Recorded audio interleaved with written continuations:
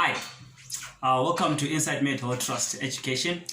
My name is Mandela Ncube and we're going to go ahead with our hypertension series.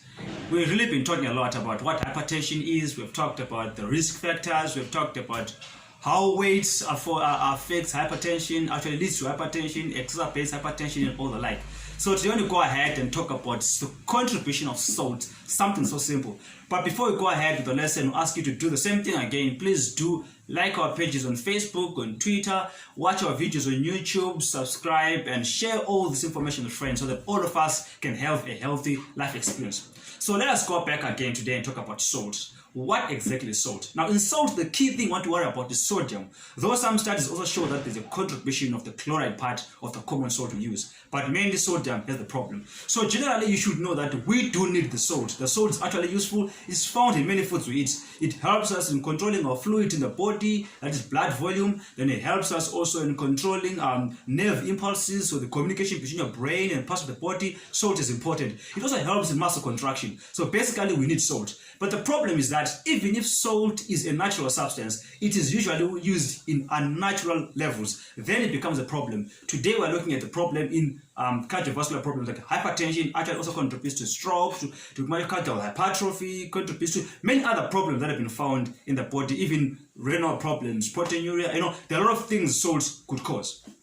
So now let's talk about what exactly causes us to eat more salt this century than before. Actually, if you go back to the past, their food mostly was natural food. Now most of our food is processed, and processing means that we want to dry our food, we want to preserve it, and most of the times we do that, we have to add additives which contain a lot of salt, a lot of sodium glutamate, usually used in putting seasonings on food. So that means that generally people today take a lot of salt. Actually, according to the World Health Organization, it's about 9 to 12 grams of salt per adult per day, which is almost twice the recommended amount, which is 5 grams per day. Can you imagine? And it sounds like a small thing, but through some indirect studies, they actually proved that the same World Health Organization proved that if we took the recommended amount, we could actually reduce deaths by about 2.4 million people. So about 2.4 million people are dying from causes related to high salt intake, which could be avoided if salt intake was reduced. So you can save yourself a lot. And what you need to know is that the older you get, the more sensitive you are to the effects of high salt. So you want to make sure that as you are getting older, you're actually controlling the amount of salt you're eating. So you want to pay attention to how much salt you're eating. So as I said later on, processed foods, they cause us to eat a lot of high salt. And then there's an issue of eating out a lot. If you eat out, for example, if you walk into a restaurant, you know that you're going to be given your packed stuff that you're going to buy, probably some chips and some whatever meat that's going to be there, and then you gotta get some sachets of salt, some sachets of tomatoes, some tomato sauce, some sachets of some other seasoning that's there. Most of the times, all those things you get actually they contain salt. So now, because of that continuous kind of diet, it means you're going to have a lot of salt in your body. And then we also like eating dried stuff. You can like stuff that is preserved, meats that are preserved, dry, and all those things. Most of the times, you also add salt for those who dry very well. The salt helps in drying. So when you eat those, you actually eat a lot of salt. So what do you want to do for you to actually help yourself in this salt problem? Number one, you want to first come face to face with it. Salt is actually a problem. Most of the times we kind of think it's not really a problem, but we don't remember we talked about how hypertension is kind of like an asymptomatic condition, so you cannot really tell. So sometimes when you eat a lot of salts, you can find yourself having some swelling limbs, getting continuously tired.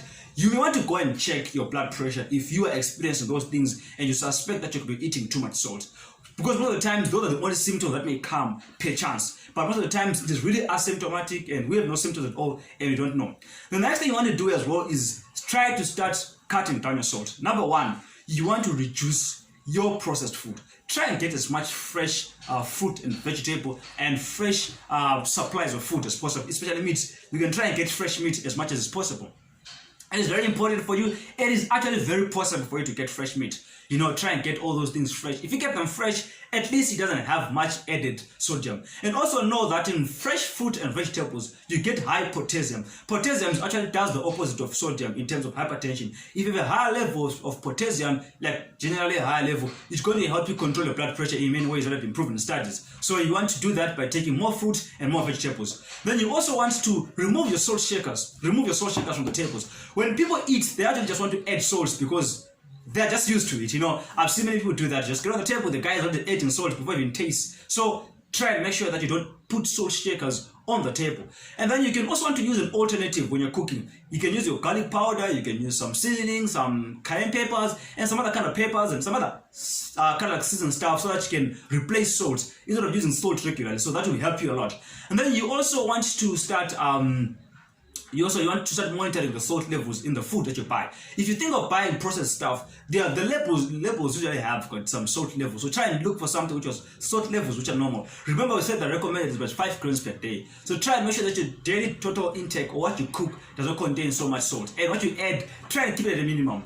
And basically, you also want to just improve your water intake. It can help you control also your salt levels. But basically, what you want to do is monitor how much salt goes into your body by monitoring how much you're taking in. There is no any other way. If we were to take less salt, we are to take natural foods, less processed food, and that's the focus of the whole thing. So you want to do all those things, you want to be responsible. So I'll say it again at the same time that I say it again.